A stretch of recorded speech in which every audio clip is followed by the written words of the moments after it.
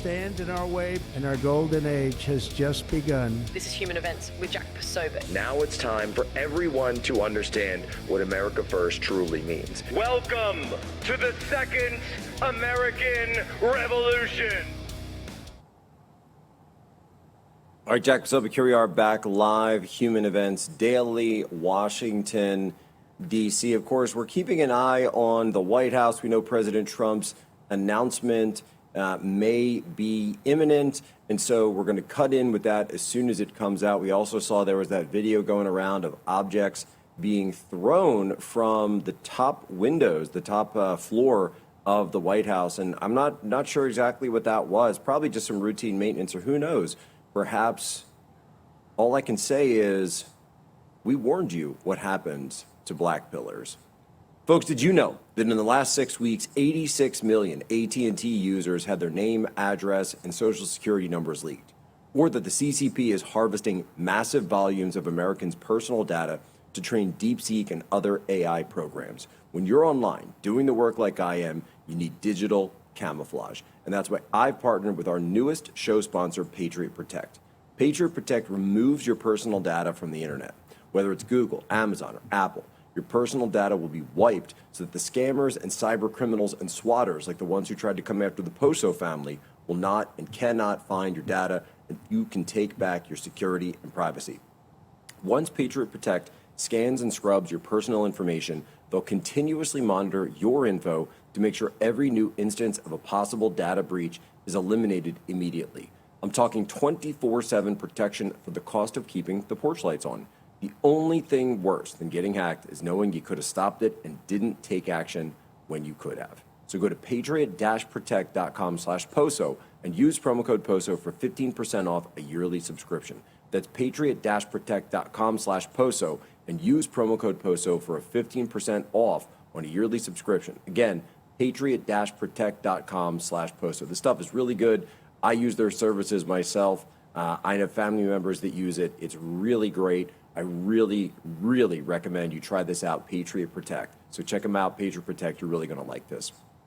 Well, folks, as we wait for President Trump and this announcement that's coming soon, you have people asking, does this have to do with the meeting with Xi, with Vladimir Putin, with Modi? Remains to be seen.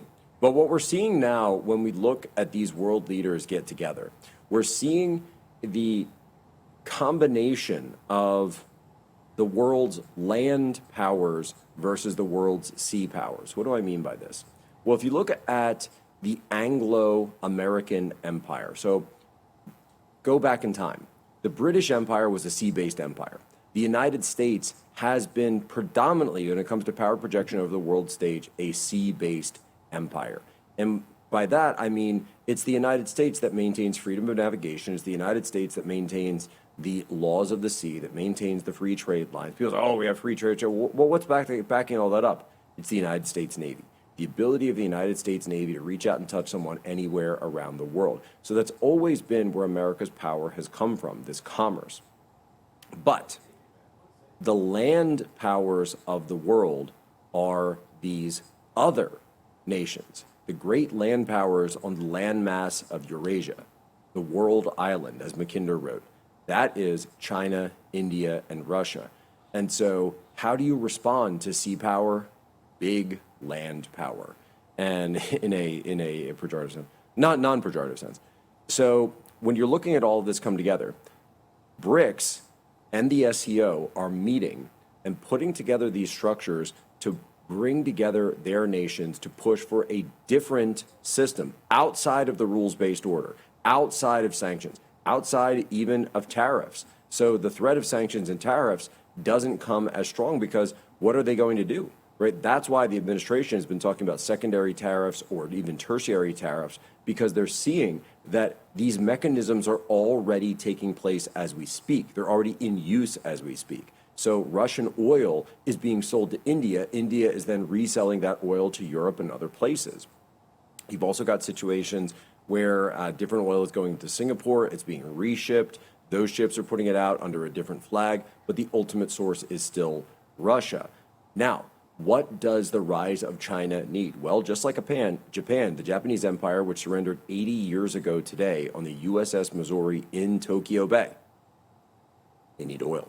So China didn't have oil, Japan didn't have oil. But one of the reasons that Japan even invaded China in the first place in the early 1930s, 1931, 1933, up through the Mukden incident and everything else that took place prior to the start of the European theater of war, is the reason that China had those resources that Japan needed. But at the same time, oil was always their critical element. And what did the United States cut off Japan from? Again, oil. So what do we say in international politics? We say on this program again and again and again, when it comes to a murder mystery, the French say, cherchez la femme, look for the woman. When it comes to international politics, cherchez le pétrole, follow the oil. So pipelines, the pipeline that Western Europe had between Germany and Russia was destroyed. What eventually happened? We never got a full answer on that, by the way. But what eventually happened? Well, the German economy cratered because Germany's industrial base, all that manufacturing that comes out of Germany. And of course, we know Germany has the best engineers of the world. The cars, the planes, the watches, all right? Obviously. Of course, the problem with the Germans when they start applying all that engineering to, people and human beings, then they get a little over their skis. But that is all predicated on was all predicated on cheap inputs from energy coming from Russia. Now that they've lost that, they've also seemingly lost the ability to get that. So what is Moscow doing? Moscow is turning east. And they're turning east towards where? Beijing and India. Because they know that Beijing and India, their rises are going to be fueled by this, again, cheap oil. And having that direct pipeline to China, of course, China can certainly purchase it. India as well, getting those oil shipments in. This is why, by the way, one of the new trade sectors that's being built up through the continent itself is there's this whole northern trade corridor that's being built between, listen to this, Russia, India, and Iran. So Russia, India, and Iran, so really going to Persia now, the Persian Empire, some of the oldest civilizations in the world, they're creating a land corridor that would take you outside of the ability for U.S. and U.S. sanctions to have any input on that at all. So if they can do all of this over land, then suddenly, now it is going to be more expensive in the short term, but in the long term, they're going to have the ability to ship their goods, ship this oil, potentially completely skirting the sea power, which has always been run by the United States of America. So that's what this is all about, folks. This was all about. And don't think for a second that Venezuela, being a major oil exporter in South America, is not the reason that the United States currently has this massive naval task force. It's not a blockade, naval task force outside putting pressure on the Maduro regime. So when we're talking about all this, we're talking about all the countries that were there. Now, Lula, interestingly, Brazil did not attend the conference, though he did participate in a Zoom call. That was something that was found over the weekend. So Lula himself didn't come from Brazil up to the SCO. And tonight, the big night, which is going to be morning Beijing time, that's when this quote-unquote victory parade is going to be taking place in Beijing, and it's going to be attended by Putin. It's going to be visited by Modi, although Modi is not going to be sitting in the dais there. And, of course, Xi Jinping. I'm also told, I've just seen the footage, a train has just pulled into Beijing all the way across from Pyongyang. So who's going to join the party? Kim Jong Un has just arrived. Famously does not fly, just like his father, but Kim Jong Un has just come up from Pyongyang to Beijing himself. He will be there in attendance at that meeting. So you're really going to have the heavy hitters of Asia, the world island, all sitting there together and conducting a super integration of the new bloc. And it's very interesting to see that we may be in a situation, we may already be in a situation where a new Cold War has begun between the United States and many of the nations that we were in a Cold War with in the first place, be that Putin, be that Xi Jinping. All of this begs the question, what's going to happen on the ground in Ukraine? Because as we're prosecuting this war, and make no mistake, the United States is currently engaged in a proxy war through NATO in Ukraine against Russia. This has been something that the war establishment has wanted for a long time. This has been something that certain generations, older generations, have wanted for a long time. Take the fight to the Russians, this war that with the Soviet Union that they never got, even though the Soviet Union fell in 1991. And unfortunately, you're in a situation where the Ukrainian people have been caught in the middle.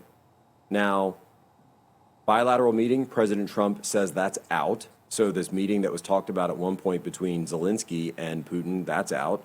The trilateral meeting, now the Russians are even starting to put cold water on that because Peskov, the spokesman for the Kremlin, has come out and said, wait a minute, we never agreed to anything. We came to an understanding that perhaps we'd like to have a meeting between President Trump, President Zelensky, and Putin, but we never agreed to any meeting. So they're throwing cold water on that as well. And it remains to be seen. Can the United States rebalance this, or is the bear already out of the barn and you can't get him back in there? I guess the bear gets out of a cave. Let's go with the bear goes out of the cave. The bear's already out of the cave, and he's headed directly towards dancing with the dragon and the elephant. And of course, we saw President Trump over the weekend putting pressure on India. And I think there's a lot more pressure we can put on India. Call that tariff the remote workers, tariff the call centers. I'm sick of the spam calls on my phone, folks. I want them stopped, and we can do so with that beautiful word, tariffs. Right back, Jack Posobiec, Human Events Daily.